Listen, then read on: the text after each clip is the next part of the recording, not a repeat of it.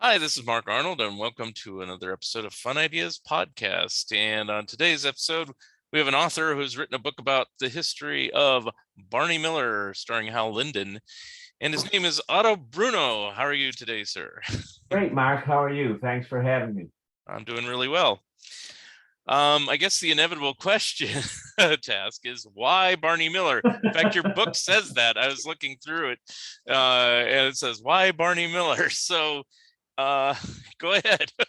Yeah, why Barney Miller? Well, there's a few reasons, as you if you noted in the book.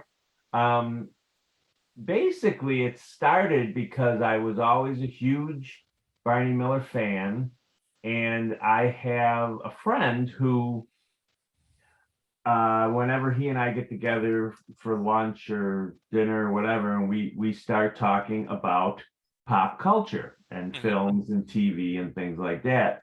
And I would always talk, I'd always fit Barney Miller into the discussion somewhere.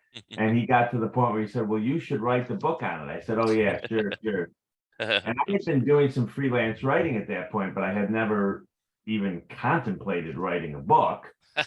And he kept bugging me for years. and there was a period of time there where I and my siblings took care of our mother. She was sick for a couple of years before she passed.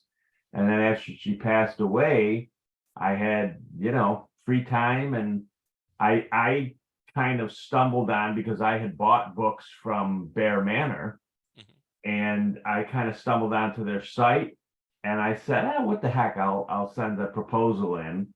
And I did, and he was all excited about it. So then, before I knew what I had done, I had I had signed a contract saying that all of a sudden, with literally nothing written, I had to come up with this book. And as I started researching and talking to people, uh, some of my reasons I noticed were some of other people's reasons for their interest in it. The one thing that I found really interesting was so many people, and Max Gale was the person who really confirmed this for me originally. He told me, he said, "You know how many people have come up to me over the years and said, 'Oh, I used to watch that show with my father.'" Mhm. Because I write in the book that my father and I started watching the show together. I remember watching the premiere with him. Mhm. And then my dad got sick and died on the last episode, the day of the last episode of season 2.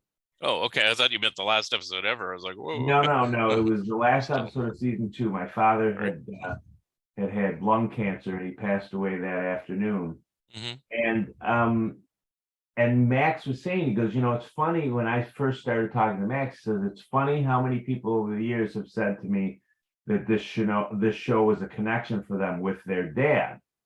And then as time went on, and I interviewed a lot of people, particularly the actors and actresses and stuff, and a lot of people thought of it as a man's show, which I never did. I thought of it as a funny show. Yeah, yeah.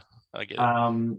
But Danny Arnold, who was the creator and producer, and the writers of the show, they did seem, for example, although they kept trying throughout the entirety of the series, they did seem to have trouble settling on keeping a regular female cop in the squad room.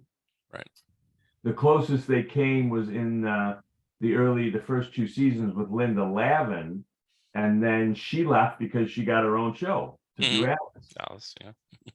So, but yeah, it was in part, it was because of my father. Another big part for me was, I felt, of all the great sitcoms of the 1970s, like All in the Family and Mary Tyler Moore and MASH and things like that, I felt personally that Barney Miller was just as good as any of those shows, Hmm. and for whatever reason was not remembered as well as Hmm. the other shows.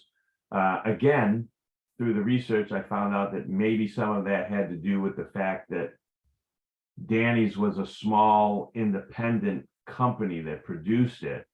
So, for example, they never had the money and the weight behind them when it came to Emmy time Right. that the other shows did. Mm-hmm. But that always kind of bugged me that they didn't have the same respect, particularly since I thought All in the Family and MASH, for me personally, went off the rails near the end of their series to the point where they weren't comedies anymore, they were dramedies. Mm-hmm. And which is fine, but Barney for me was a show that was able to keep the humor, address serious issues, but always be funny. Always be funny. And of course, Danny pulled Barney after season 8 voluntarily. He was never canceled. He just took it off the air because he said he can't come up with any more original ideas. It's too hard. So you're answering questions I had because I was kind of curious about that myself. But one thing just you could compare it to other ensemble shows like that. I mean, and in comparison to MASH, let's use that as the example. I mean, there's quite a few cast changes, but it seems like Barney Miller pulled it off a little bit better. Sometimes, it's like MASH has some characters that the original character was better, and sometimes the later character is better, but it's like it never was like a consistent all-around good cast, seemingly. That's how I kind of felt about it. Well, of course, MASH is, I mean, we all know, we've all talked about this before. You've got this 2-year police action that went on for 11 years on television. Right. So that you had Alan Alda literally age 11 years before your eyes. Yeah. And they didn't really do anything to make him look younger as time went on. Yeah. So that always kind of bothered me. Yeah, the cast changes for Barney, of course, many were not planned. Like Jack Sue died at the beginning of season 5. So unfortunately, they lost him right in the middle of the run. Abe Vigoda, as I mentioned in the book, Abe Vigoda, who was the unlikeliest of stars to come out of this show, but he was the kind of breakout star in this show. And unfortunately, from some of the people with whom I spoke, I think it went a little bit to his head. And because he came to Danny Arnold before they started season 2. Now keep in mind, they had only been on for 13 episodes because the first season was a half a season. Right. Before season 2, he came to Danny and said, I think we should change the name of the show to Barney and Fish. Oh, wow. That story I didn't know. And Danny was having none of it. Excuse me. So when Abe left, even though Danny did produce his show Fish, the spinoff, there was not a lot of love lost between them when they split at that point in time. But yeah, I mean, Danny Gregory Sierra left because I think he had been promised his own show. I couldn't confirm this, but from what a couple of people told me, it sounded like, you probably remember, he was on Chico and the Man. Right. But I think he got a series before that. I don't know when he left Barney Miller, but I thought he had a show called On the Rocks too. It was very short-lived. I don't remember him being in On the Rocks. I thought he was. Maybe I'm wrong about that, but I'm doing this all from memory, so I'd have to look it up. Right. On the Rocks was Reinhold Wiggy's first show. Oh, I didn't know that. Yeah. I just know him from Night Court, in that case. And everybody thinks, oh, that's the show he left to produce, but it wasn't. The first No, I know that, but I mean, that's the only one I know him from or whatever, other than being a writer for Barney Miller. But, it's like, his own show. That's what I meant. Right. While you're looking that up, let me ask you a couple questions. You can probably answer them while you're looking something up. Talking about it being an all-male cast and everything like that. And then you mentioned like the only kind of previous police shows might be Andy Griffith's show and Car 54. And definitely Car 54, maybe less so Andy Griffith because there's his Right. Aunt B and stuff, Right. all male cast, but then when you go into like the service comedies, Gomer Pyle, McHale's Navy, Phil Silver Show, all male cast, Right. very, so I kind of chalked it up all to that. I don't know if you were kind of thinking that way, but I did start watching it with my dad as well, but it was just because my dad seemed to know what was going on. It wasn't like I was sitting down and, I have to spend this quality time with my dad and watch Right. this. Well, yeah, right. It's just like, he's watching Sanford and Son now. Okay, I'll watch it too. Oh, he's watching All in the Family now. Okay, I'll watch it too. He's watching Bob Newhart, Mary Tyler Moore. Okay, I'll watch it too. Oh, Barney Miller. I don't know about that. Oh, I'll watch it too. But Right. if he wasn't around, I still watched it. So it's like, Well, he turned me on to exactly. these things. That's probably the best analogy. Right. I mean, I write in the book that, a lot of times you read these memoirs of people or whatever, and they'll say, oh, the only way that I was able to relate to my dad was through sports, was through baseball or football or whatever. Well, my father, as I write in the book, could not possibly have cared less about sports than he did. Yeah. He just was not interested in sports, but he loved movies. Yeah. And like you say, every father of that, my dad came home at 6 o'clock at night. We had dinner, and then he went in the family room to read the paper and watch television. So, and I love television, so that's what we shared. We sat down and watched television together, and we'd go to the movies together. So, but yeah, you're right. I would have been watching stuff anyway. I was a very late child, and I always liked being around the grown-ups. So, I listen now to all these different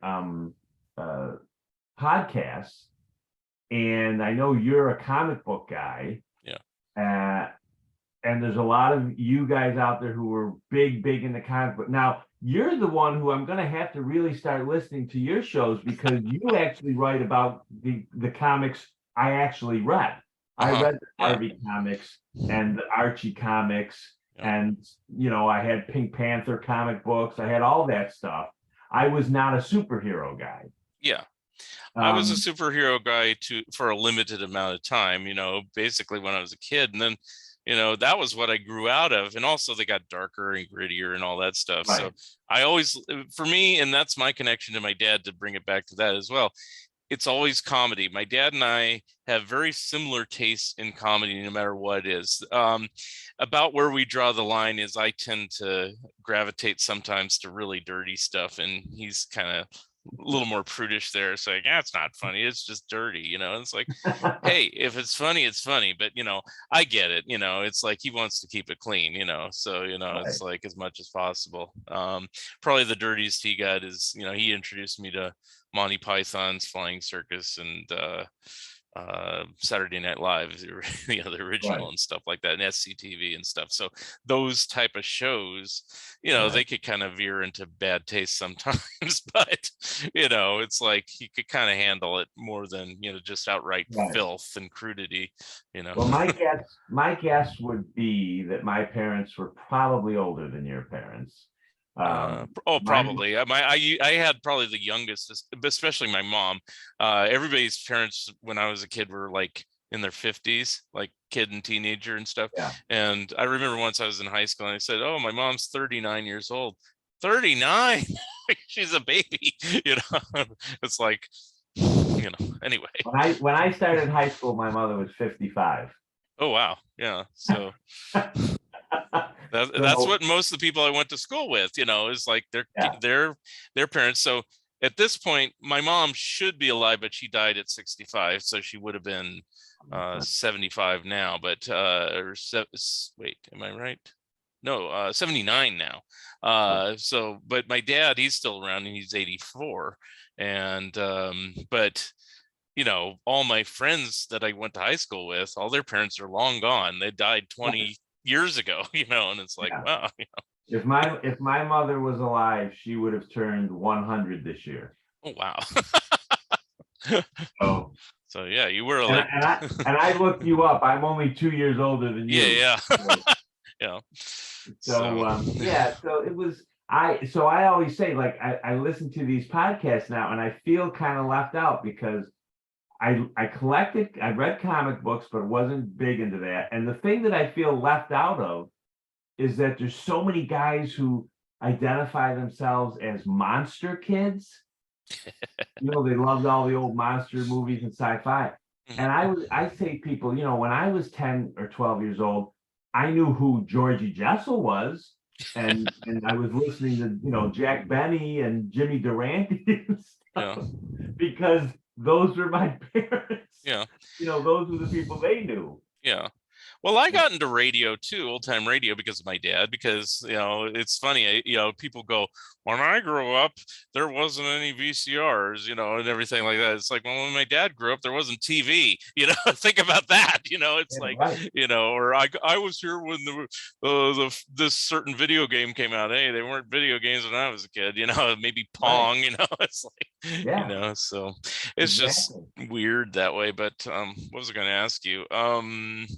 Well, I will say this about the focus of this podcast. I mean, it's anything and everything. I mean, but usually the main topics are comic books, animation, music, TV, and movies.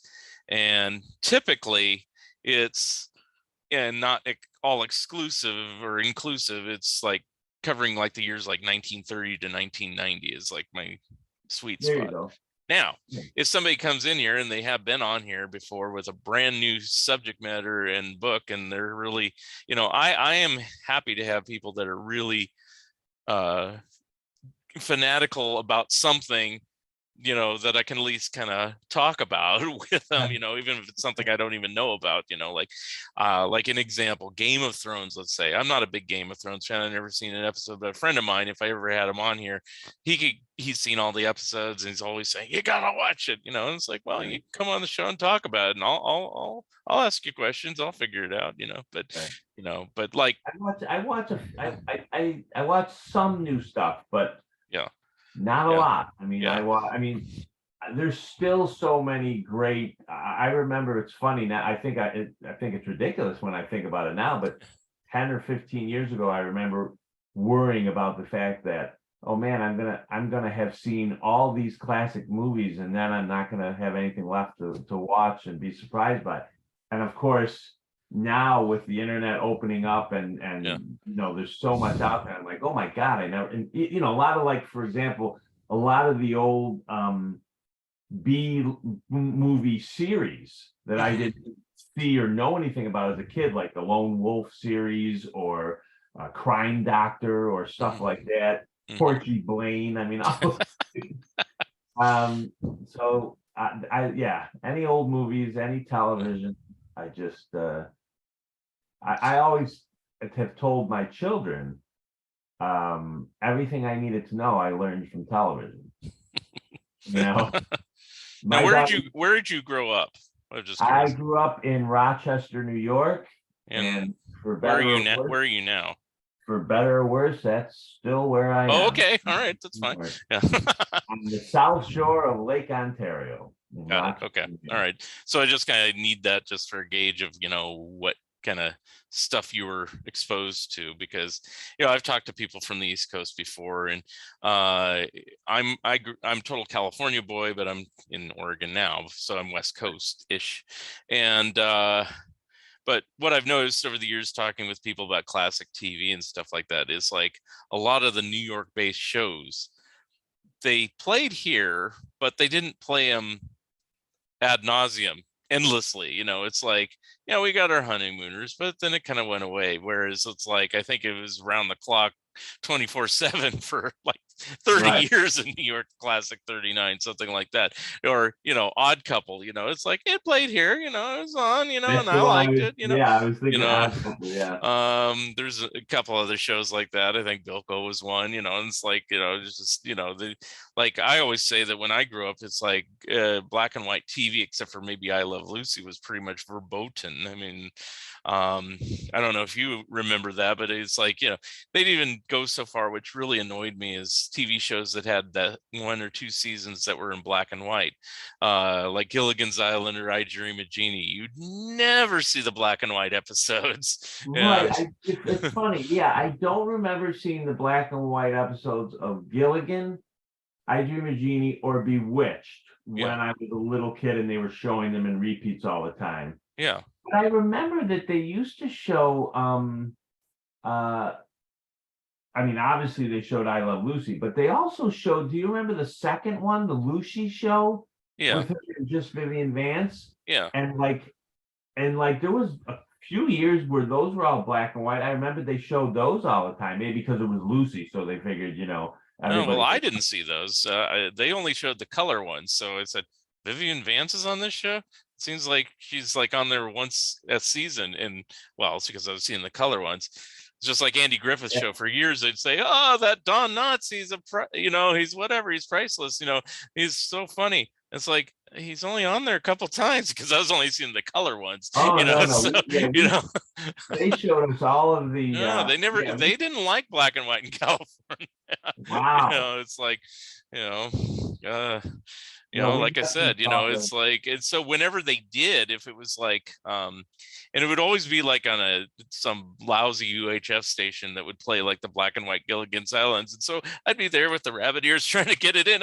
It's an episode I've never seen, And now with DVD, I've seen them all dozens of times, and it's like I don't care anymore, or whatever. You know what I mean? It's like, but it's just how things changed over the years on how we do these things. That's interesting that they wouldn't show those specifically in California, because we saw Dick Van Dyke, we saw Andy Griffith. Those were all, I mean, all the black Dick and Van white. Dyke they would show. I think it had to do if the entire series was black and white, they would tend to show it.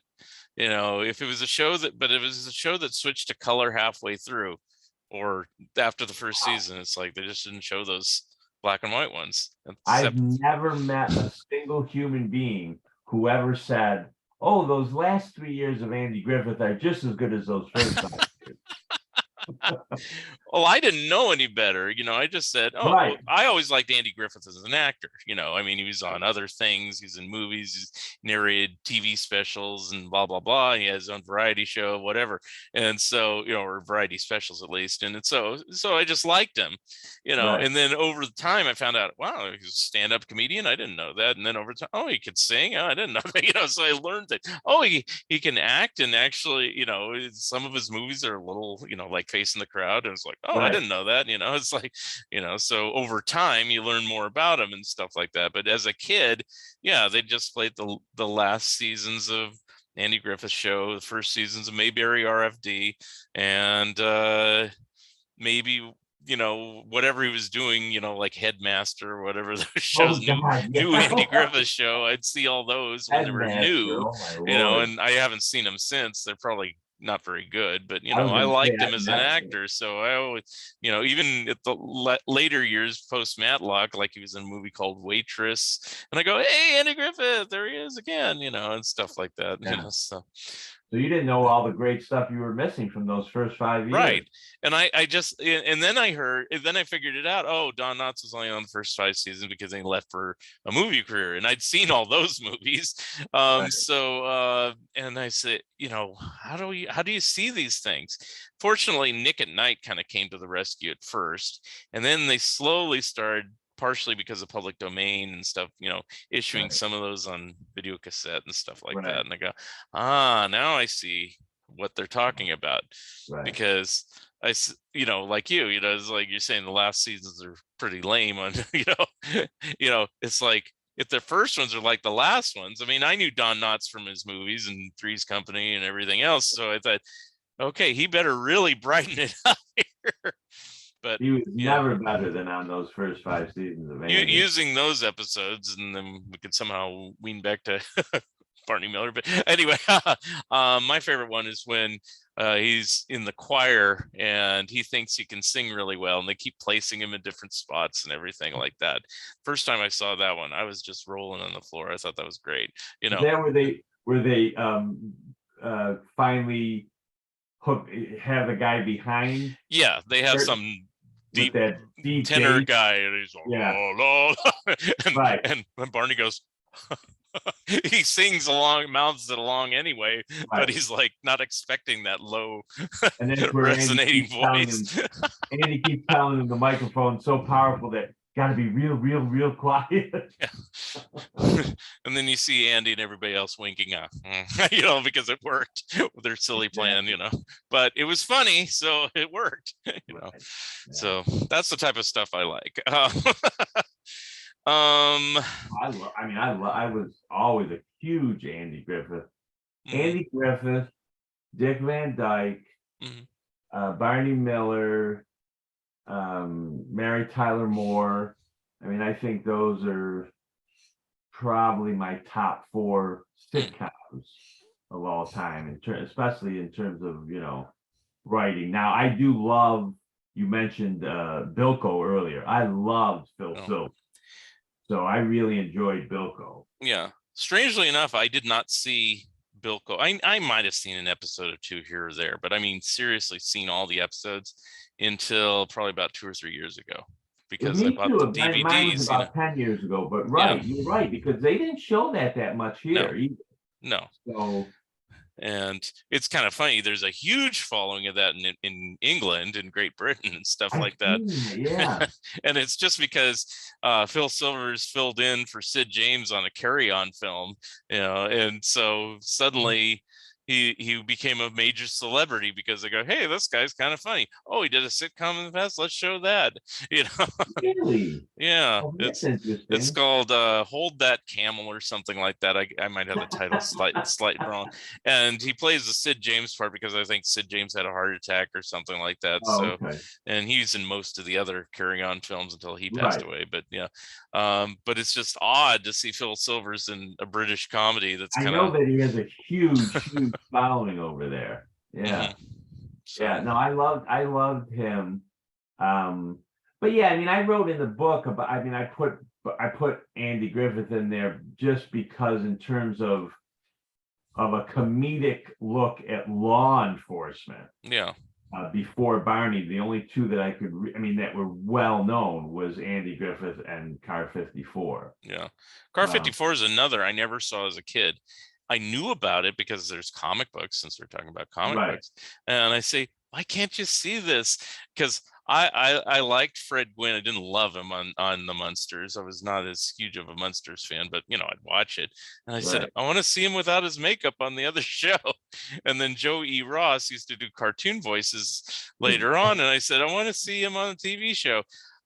They never played It's About Time anymore, even though that one, was in color, strangely enough. Again, a show just like Car 54, just like Bilko.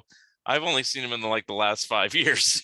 It's like, Is that the one with Imogene Coca? Yeah, and they're cavemen, and it's made by the Sherwood Schwartz, so it has that Gilligan's Island vibe.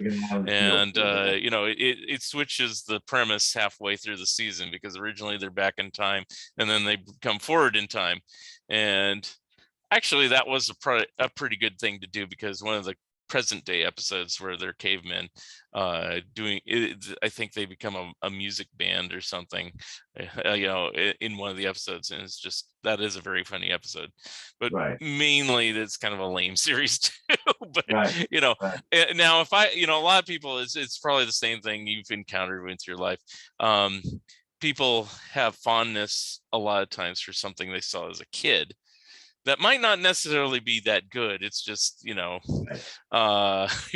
then you see it later and go, I like that. Or, so a lot of people that liked It's About Time, for example, grew up with it. They saw it when they're 8, 9, 10 years old. So, even if they see it now, they still have fond memories and they say, yeah, I love the show. And for me, just seeing it at 50 or whatever, I'm like, it's okay. I get it. It has the Sherwood Schwartz vibe to it, and I can get it, but the older I get, the more the more you really start to fully understand just how much nostalgia plays into people's likes and dislikes about things.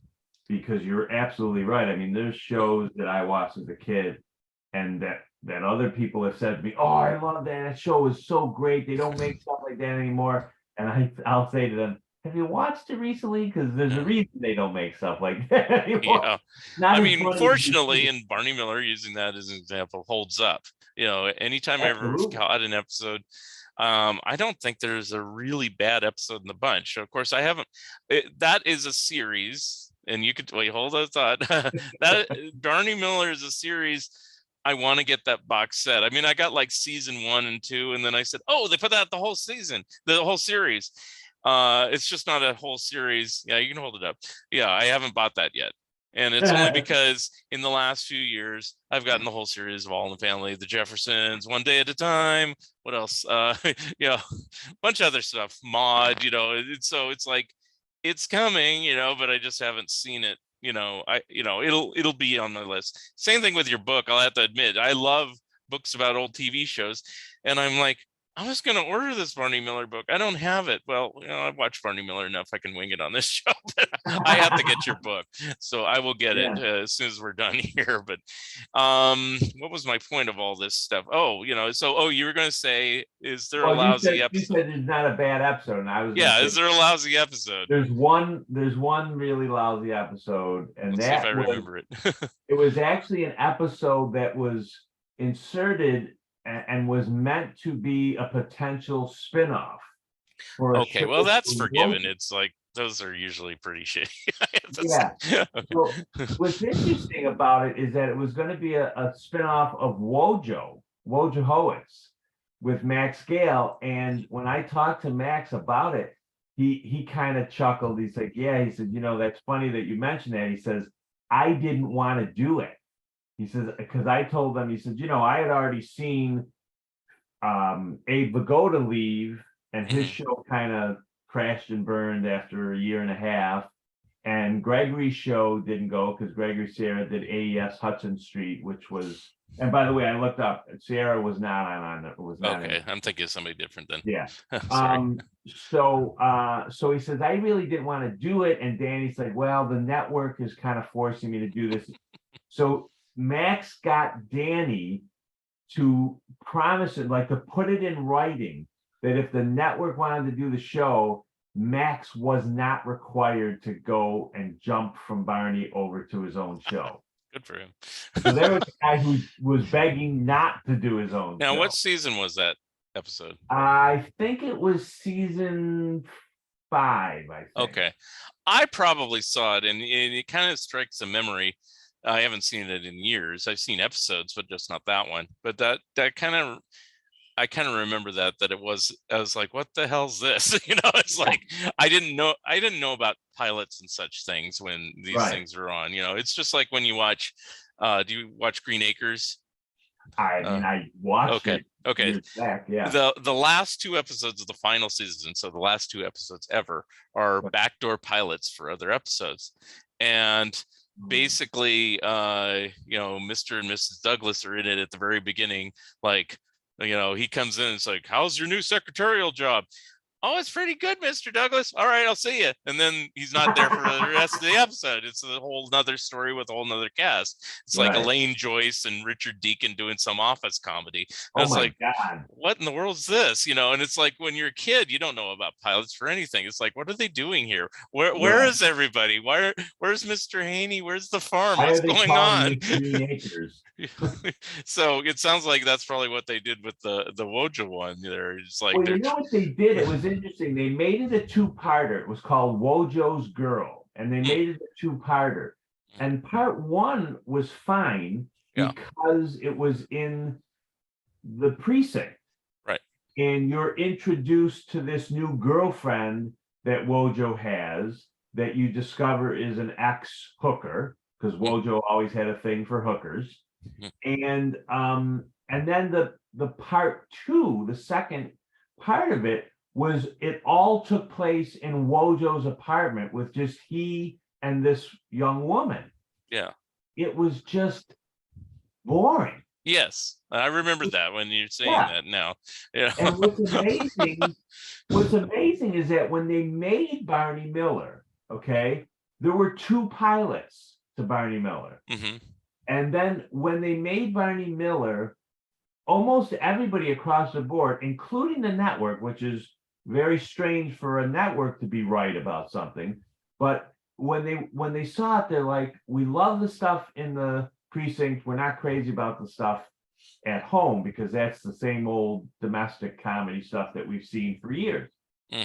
So within 2 or 3 episodes, they shifted everything into the precinct.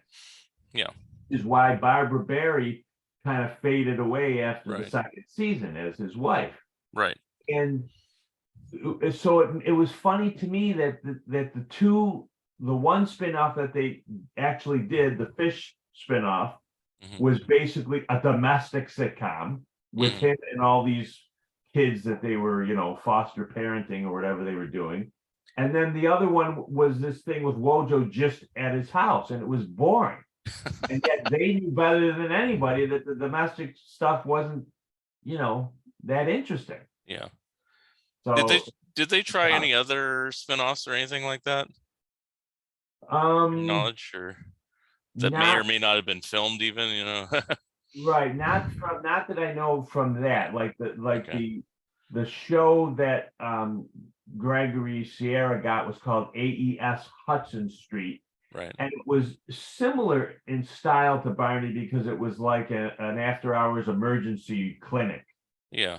And the same thing where you could bring in all these loonies every week and the regulars could play off of them. I actually remember that show. There was only like 6 episodes of it. Yeah.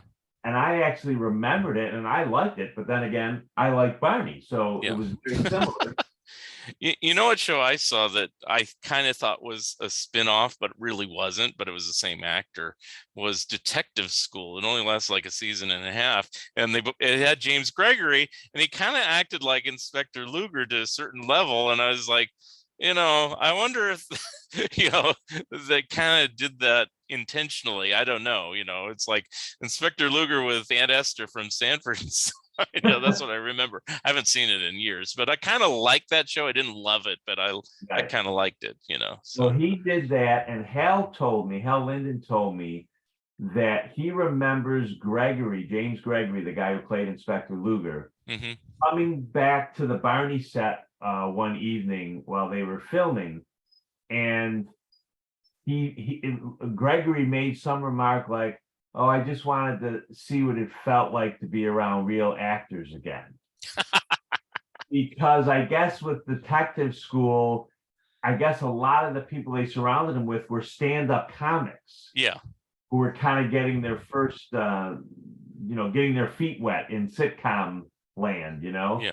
and he wasn't crazy about that because, of course, Gregory was the most accomplished actor in that Yeah. entire. He had been working longer than anybody. But again, I didn't know that at the time. I thought he was just this goofy guy because he appeared in occasional Disney films, and he'd just be like, just kind of acting kind of half drunk doing a toast or something. Right. And then years later I saw him in The Manchurian Candidate, and it's like, wow, that's a dramatic role for him. And then I'm sure he did tons of other things I'm not thinking of at the moment, but it's like, it's like, this guy can act. He's good. It's like, He was a guy who did a lot of Broadway yeah. and then did a lot of live television in New York in the 50s. Hmm. And even with all that experience, he was still someone who actually started his career rather late because he actually started his career as like a runner on Wall Street Mm. when he was a kid, when he was like in his 20s. Yeah. And didn't get into acting, I don't think, until he was in his early 30s. Yeah. Yeah. But So can we kind of go over everybody? Well, we talked about James Gregory. I mean, some of these people I kind of know that they started like on Broadway or right. live theater at least. So Hal Linden, of course, he's like a song and dance man. Did he do any previous TV prior to Barney Miller, or is this kind of like He his did, debut? yeah, he did a little, but not a lot, and Yeah. it was certainly no shows of his own. As a matter of fact, he is in at least one episode of Car 54. He Oh, I plays, think I saw that. Yeah. Yeah. yeah, he plays an assistant district attorney, Yeah. without a mustache, Right. Right. and in fact, right before they did Barney, he did a made-for-TV movie with Tony LoBianco called Mr. Inside, Mr. Outside. Hmm. And it was about two cops, but it was a drama. It was not a comedy. Okay. And LoBianco, in the course of like the beginning, the first half of the movie, gets shot Hmm. and loses an arm. Hmm. So that he's now restricted to desk duty, but they're still partners. He works the inside and Lyndon works on the outside on the streets. Hmm. So that was like a pilot movie for hopefully a series. And as I say in the book, thankfully it didn't go. And that's what freed up Lyndon to do Barney. And of course, Danny Arnold saw Lyndon in The Rothschilds on Broadway, for which Lyndon won a Tony Award. And that's what kind of made Arnold reach out to him for this character, because the network didn't want him because he had no name, he was just a Broadway person. Yeah. And Arnold, that's who Arnold wanted. Yeah. Well, I should interrupt here. No relation. I used to think that as a kid when I'd see Danny Arnold's name, I'd go, Dad, are we related to this guy? No. And then I didn't even think of that. And then Gilligan's Island, there's always Jack Arnold, who also directed some monster movies and things like that, like Incredible Shrinking Man. Are we related to him? No. It's like, who are we related to? Nobody. Okay. All right. Yeah, Danny Arnold is an only child. I know that. Okay. So the one I kind of know the least about of everyone in the main cast is Max Gail. I mean, I know him from the show and stuff he's done post, but what did he do prior to this show? Max is first of all, he is the nicest person in the world. I mean, that's cool. Unbelievably sweet guy. Yeah. He, interestingly enough, he has a master's in business administration. Okay. Which he never really used because he was also a musician. He played piano. And he, as so many of I teach some classes on pop culture and stuff, and I always tell my students, you'd be amazed how many actors or actresses got started because they followed a girlfriend or a boyfriend somewhere. And he told me he followed this girl to California, and then after they were there for a while, they broke up, and he started playing piano in a piano bar in San Francisco, I believe. And he had taken some drama courses in college for fun, but not with any intention of becoming an actor. So he's playing piano and he needs a little extra money, and he sees an ad that they wanted like extras or like extras or something for our understudies for a play, and he didn't know what it was, but he's like, I'll give it a try. So he went, and when he got there, they said, oh no, we're sorry, that was a misprint, we're looking for ticket takers. And the guy who looks at me says, but we actually do need an understudy for the chief, because the play was One Flew Over the Cuckoo's Nest. So he read for it, and they said, yeah, we'll hire you as the understudy for the chief. Well, in about a month's time, the guy who was playing the chief had an altercation and hit one of his fellow actors and was fired. Wow. And just like that, Max was put into the role, and he said he played it for over a year. Wow. And while he was doing that, he met all these other guys like Robert Walden, who's a character actor who was on Lou Grant for many years. Yeah. The guy who played Superfly, Ron O'Neill. Yeah.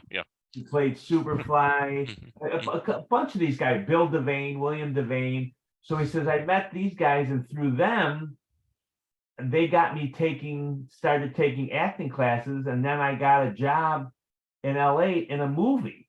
And he was in like a Clint Eastwood movie or something. And he started getting parts on weekly TV, like Streets of San Francisco and stuff like that. And he said that when Danny called him for this, he wasn't really interested because he had been contemplating moving to Hawaii. Hmm. And he went in and Danny said, he kind of explained it to him and he read for him. And Danny says, gee, you're not what I was looking for. He says, but I kind of like your take on it. I could easily rewrite this for you. And then he said they called him like a day or two later and offered him the job. And he took it, but he told his agent, I don't want to sign on for more than a year. So he signed on every year, 1-year contracts. Wow. Now, looking at the cast, we're going to go through the rest. Hal and Max and Ron Glass are the only ones that were on the entire series, right? That is correct, except Okay. for Luger, but Luger was not. Oh, it wasn't there. Right. I mean, just yeah. Okay. Like he was a recurring. Yeah, character. like yeah. Yeah. But So you're that's right. interesting. Yeah, And then of course 2 of the 3 are still with us. So it's kind of interesting. The ones that, well, when I started doing the research, yeah. the 3 were with us. Ron was still with us. Okay. And Max said to me, let me reach out to Ron. I'm sure he'd be willing to talk to you. So when Max called me back, he's like, he says he wants to talk to you. He can't do it right now, but he, if he can, he will definitely reach out to you and talk to you. He just unable to right now. Well, then he died a few months later. So he was already sick with cancer, was not doing well. And so unfortunately, I never got to speak to Ron. Interesting about him, he did have a lot of other roles. I mean, mostly post again, but he's on Firefly, he was on New Odd Couple, and but I think I remember seeing him in quite a few things prior to Barney Miller too. Was he mainly a TV actor, or did he do other things? Ron had a real classical education in terms of drama. He did all the, he did Shakespeare, he did Miller, he did Shaw. He got this when he got out of school. I think he went to University of Indiana, and when he got out of school, he got this great position at the Guthrie Theater in Minnesota, which is one of the premier theater groups. And so Ron and Hal and Gregory were really the guys who all had like live stage experience, a good amount of it before they got to television and or movies. Max always said that he was the one who had the least experience compared to the rest of them. Jack Sue, of course, who played Nick Yamana, started out as a nightclub comedian and singer. In fact, I didn't know that. I mean, the earliest thing I know of his is the Flower Drum Song, which I'm sure is not his first thing either, but he was, this is the truth, he was billed as the Chinese Bing Crosby. And of course, he was not Chinese. He was Japanese. But he had been put in the internment camps during World War II after the Japanese. Is Sue his real name or no? No, his real name was Goro Suzuki. Okay. I think I've heard that before. Yeah. Yes. And he and his family were rounded up after the Japanese invasion. I mean, the Japanese attack on Pearl Harbor, and they were put into camps. And then when he got out of camps and was starting in the nightclub business, he billed himself as Jack Sue, because this was still during, like, right near the end of the war. And of course, in 44, 45, technically speaking, we were still allies with China. Right. So it was much, much better to be a Chinese person in America than it was to be a Japanese person in America. So he changed his name to Jack Sue. And then when he did Flower Drum Song, because he did it both on Broadway and in the film, he wanted to shift back and start using his real name again.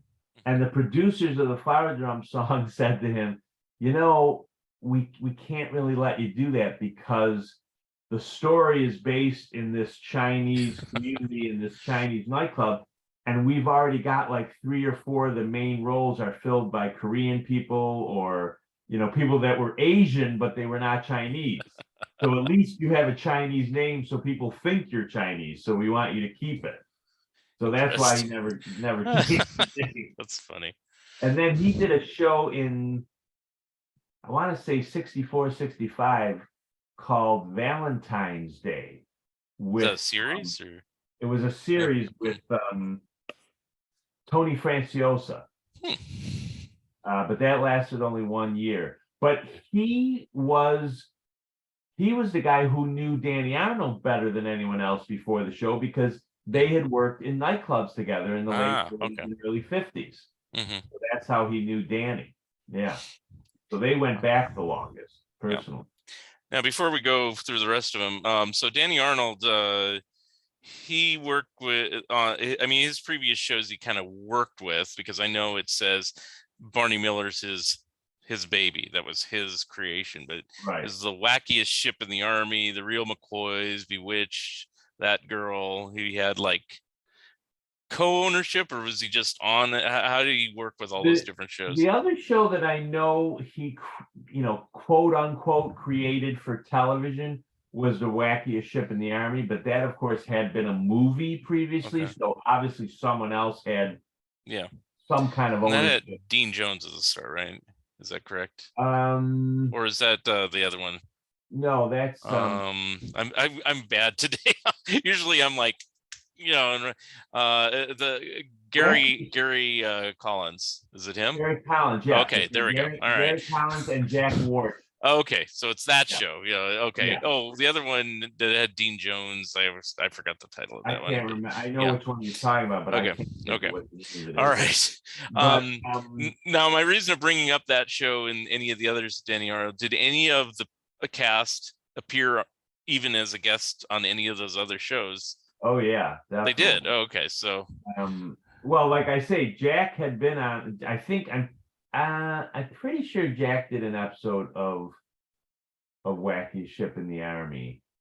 But there were people later on who, for example, there were people who had been on That Girl, people who had been on the show he did right before um, uh, Barney Miller, called My World and oh Welcome yeah. to.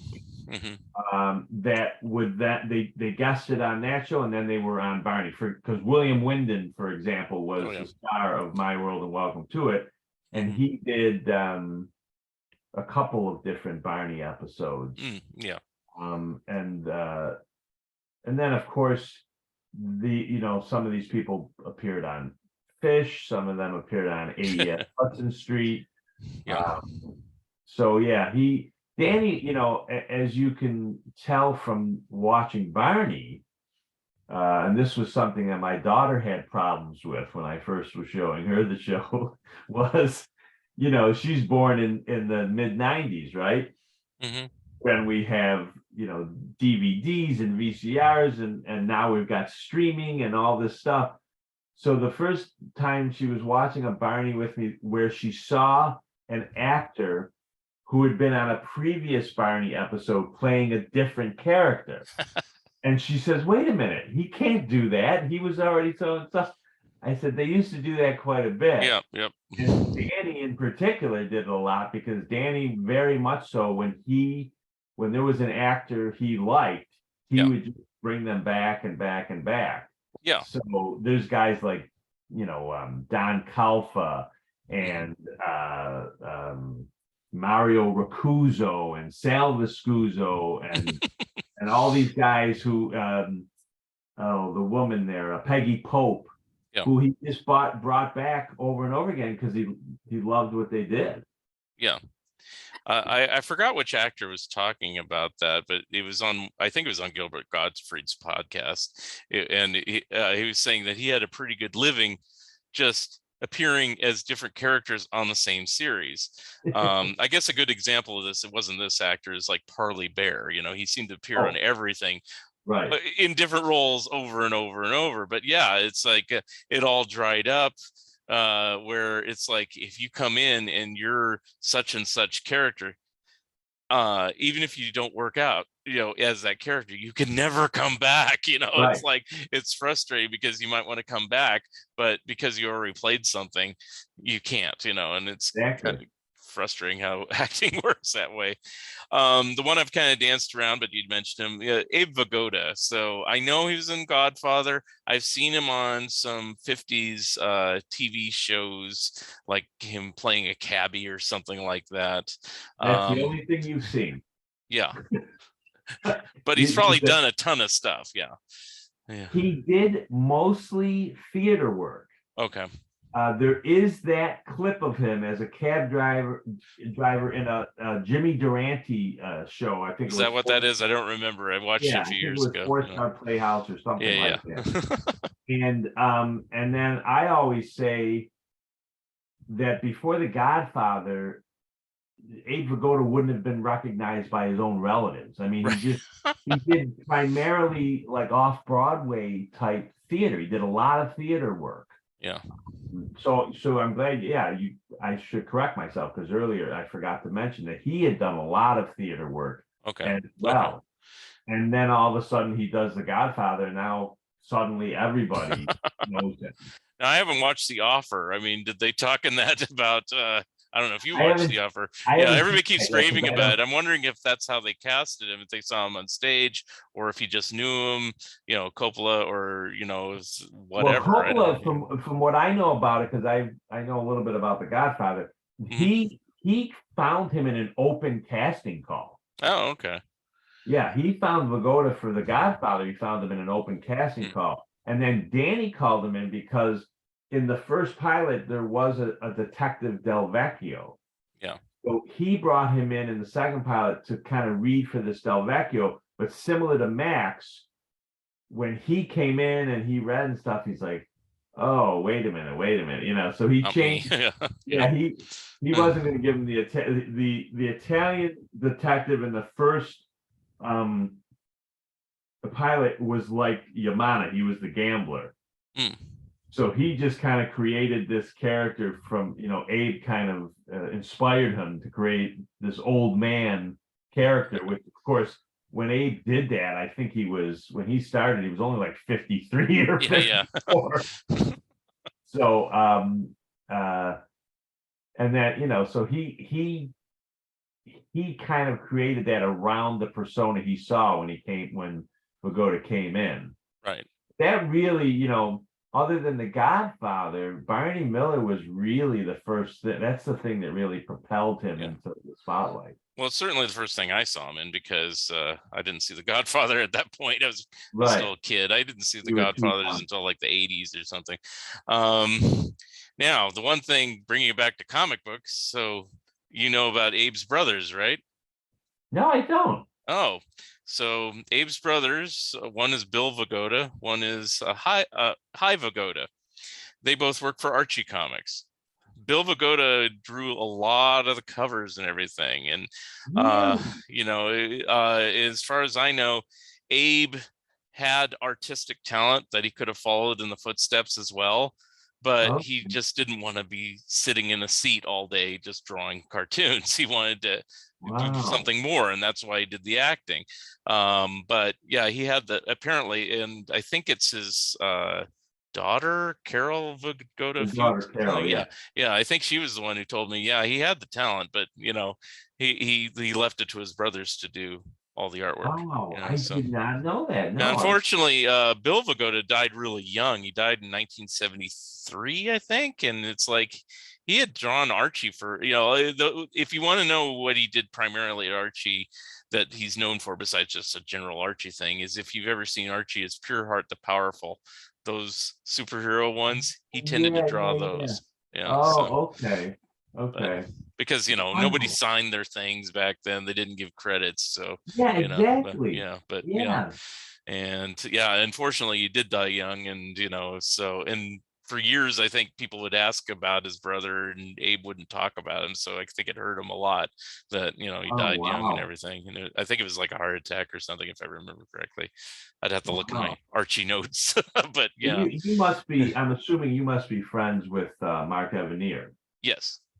Yeah, because I know whatever I've learned in the last 20 years about comic Evan books. here probably knows all the details about the pagodas more than I do. I mean, it's like I'm giving you the shorthand from memory, which isn't the greatest all the time.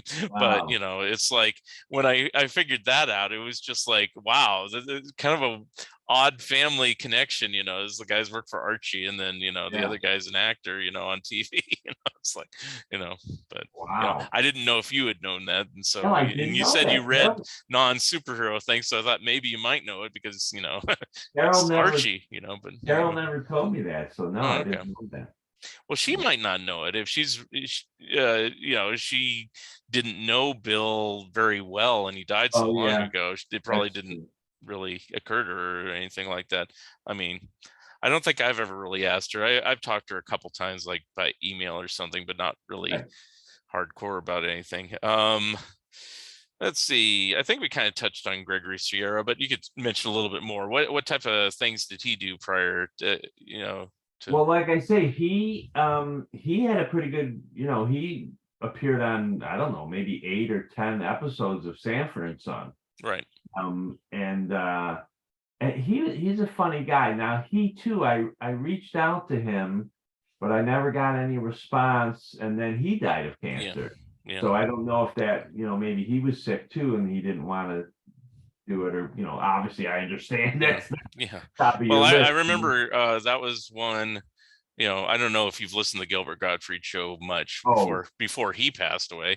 yeah. But Frank Santopadre, the co-host, always says, here's another one we couldn't get, and they apparently tried for years to get Gregory Sierra to do the show, and he Yeah. just wouldn't commit. So Yeah, like I say, I reached out to him. He did Sanford and Son before, then he did Barney, then he did AES Hudson Street, and then I found out that he was on like the first, I don't know, 2, 3, 4 episodes of Miami Vice. He I could think have that's had a, right, but I don't remember yeah, that. he could have had a recurring character, and he left because it would have required him to move to Miami because Oh, they were shooting the series there, and he didn't want to do that. yeah. So he gave that up. But he appeared a lot in episodic television throughout the 80s and 90s, and then really, the beginning part of this century, he kind of tapered off. Yeah. Um, The last I remember, it wasn't on a couple episodes of Golden Girls or something like that. I It seems believe he like, was. yeah, I think that's he the was. last I remember. I mean, he probably was on something else, but Right. Right. unknowingly. So, let's see. We talked about James Gregory, Steve Landisberg. The only one I know, the one of two. But you said Jack Sue too, but I didn't know that. So one of three that were stand-up comedians. So, the other Yeah. being Ron Carey, and it's like, and I knew that going into it. Landisberg was a late addition to the show, right? He started after Jack Sue, or was it before Well, he no, passed? you want to know something? Landisberg's funny. Landisberg is again one of these characters, as was Ron Carey, by the way. Yeah. Excuse me, Ron Carey. No, Landisberg first. Landisberg appeared in episode 1 of season 2. Oh, Okay. okay. He appeared as a phony priest that they bring in. Oh yeah, okay, I remember Right? that, but it wasn't the same character, so that's why I'm not thinking of Right. it. That okay, yeah, And then literally yeah. 11 episodes later, he is introduced as Arthur Dietrich, Wow. who is coming over from the 33rd precinct, which has been closed down due to budgetary cutbacks. Uh-huh. So you see him in season 2, episode 12, and and this too, by the way, season 2, episode 12, where we're introduced to Dietrich, that was supposedly supposed to be the pilot for the Fish spinoff. Okay. Was he intended to be the replacement for Fish, or did it just luck out that way? He was intended to be the replacement for Fish, but what I found out was that that episode was supposed to be the potential spinoff for the Fish series. Uh-huh. They go to Fish's apartment in that episode, Okay. and Dietrich follows him to the apartment, and in that episode, there's Fish's wife, although Florence Stanley, by the way, was off doing another sitcom at the time called Joe and Sons, which only lasted half a Barely season. remember that. Yeah. Came back, but there was a woman in it called, I think her name was Emily Levine, Mhm. and she had been in an improv group with Landisberg called the New York Stickball Company. Hmm. And she was in that episode as Fish and Bernice's daughter. And that was going to be like the pilot, and the network didn't like it. They didn't feel it worked. So Arthur Dietrich is introduced as a new cop to the 12th, but now we don't see him again, I don't think, until season 3. And then in season 3, we only see him in about maybe 6 to 8 episodes. Mhm. And then he comes on full time in season 4. And then when Sue passes away in middle of season 5, then the rest of the way it's just Harris, Dietrich, Wojo, and then the part for Levitt, Ron Carey, gets bigger and bigger. Because Okay. Carey came in the last episode of season 2 as a burglar called the Mole. He Oh, was is that late? Wow. Because I for some reason I thought Ron Carey was always there, but just very off and on, and then he became more regular as time went on. I didn't realize he wasn't on at all and a different character. Yeah. Officer Carl Levitt was introduced at the beginning of season 3. Okay. And then as other people left, his role got larger and larger. Right. Yeah, Okay. but Landisberg was pretty much strictly a stand-up, except that the way Danny Arnold saw him was on an episode of Paul Sands' Friends and Lovers. I remember that show. Yeah. Okay. Well, Dietrich, which was a character he used to do in his stand-up act, Dietrich played like this German professor character or something in Paul Sands' show. Right. And supposedly one of the I can't remember if it was one of the casting agents who told me this, or no, I know who it was. It was Steve Landisberg's widow, Nancy Ross Landisberg, told me that Danny saw him on Paul Sands and said to one of the people working for him, "Gee, it's too bad this guy's German because he's pretty funny." And the person said, "Oh no, I know Steve. He's not German. That's just a character he's playing. That's an accent he's putting on." He's like, "Really?" He says, "Bring him in. I want to meet him." So he spotted him on that show, and then he liked what he did so well that he brought him back 11 episodes later. So I think the first time I saw him, though, was a stand-up. I think it might have been Tonight Show or something. And he didn't do just German. He did a bunch of dialects. So he was good at dialects. And that's what I remember him from. And